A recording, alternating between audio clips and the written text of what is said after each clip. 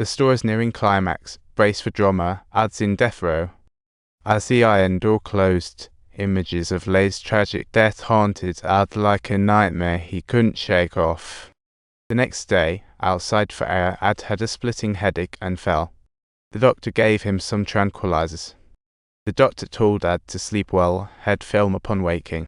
Back in his cell, Ad still suffered, crying out in a tragic scene. "2 aspirin, please."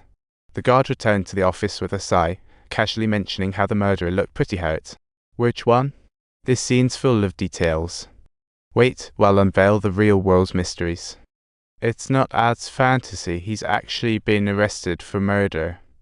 Ad's audience is waiting, but his movie Zombie Engine seems like a flop, and the director chose to skip over those crucial scenes. Is Ad a split personality? Did he send the videotape to himself? What a mystery at the core of this drama. Only murder was mentioned, but not dismemberment. Ad clutched his head for aspirin while the cops mockingly commented on the murderer's hard life. "Which killer?" Another cop suddenly got it, and they all burst into laughter. Just imagine, if Av really did commit murder, would the cops be laughing like this? But if Ad didn't kill anyone, why was he arrested? Let's keep watching. The real mind-bending part is just beginning. In his painful state on death row, Ad vaguely saw himself cruising down the highway, but the car suddenly stopped. There's a guy standing by the road. Behind him, a girl shouted loudly, "Peter, don't leave." Then she and 2 others came rushing over. Ad was rolling around in pain inside the cell, unable to find a comfy spot on the cold floor while the hanging light flickered like it was to a beat.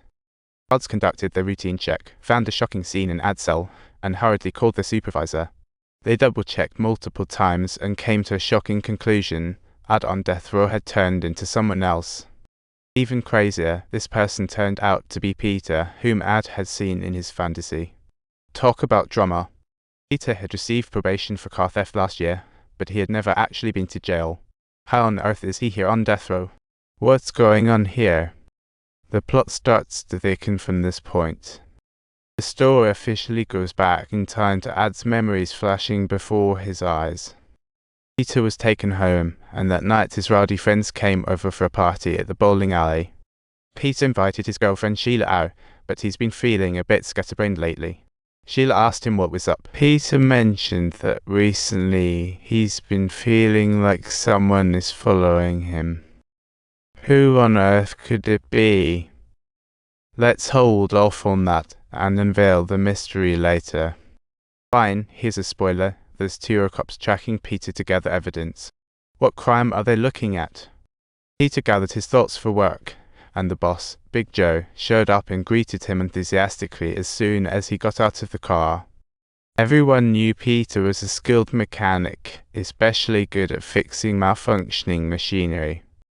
Big Joe's car had been leaking oil, so he asked Peter for help. Peter just had to listen for a second to pinpoint the problem immediately. Big Joe was thrilled. He took Peter out for a joyride on the winding mountain roads outside of town. Just then, a silver sedan was tailing them, with the driver honking non-stop. Big Joe was in a good mood and waved for the car to pass. To his surprise, the driver flipped him off, and the next second, 2 shady-looking folks in the back seat buckled their seatbelts. Time for my 1400 horsepower to shine. Big Joe couldn't help but feel cocky. After a round of persuasion, the driver of the silver sedan was finally convinced, and Big Joe hopped back in the car with a grin. When dropping Peter back at the shop, Big Joe pulled out some cash and a tape of the latest blockbuster. "This one's guaranteed to get your heart racing," said Big Joe as he looked at the videotape, but Peter, with great enthusiasm, looked at the tape and politely declined. Outside the shop, the 2 detectives were still tailing them, watching from day to night. They saw Peter driving up to pick his girlfriend Sheila, stopping under a dark tree, ready for a private action scene. The next day, Big Joe came again, and his girlfriend Ellie made Peter's jaw drop. He was totally smitten. From that day on, Peter couldn't take his eyes off her until they turned the corner. Little did he know, Ellie was interested in Peter too, and sparks flew between them. At midnight, she showed up at the garage in a fabulous dress, and an eager Peter lost control, taking her to a motel. Subtitles: They embarked on a grand off-limits adventure, leaving the two trailing detectives utterly exasperated. Half a month later, Ellie called, saying that Big Joe was getting suspicious and they needed to be extra careful. When Peter got to work, Big Joe suddenly whipped out a gun, warning him that anyone who dared to mess with Ellie would regret it. Peter nodded, but he hesitated to tell Ellie, conflicted inside. Then Ellie mentioned she knew a guy named Andy, one of Big Joe's henchmen who made adult films. She was eager to recruit Peter into the deal. "With money, we can live a good life," she said dreamily, as if a prank was waiting for them in life. Peter realized what she was implying. Ellie was clearly egging him on to steal, leaving him utterly confused.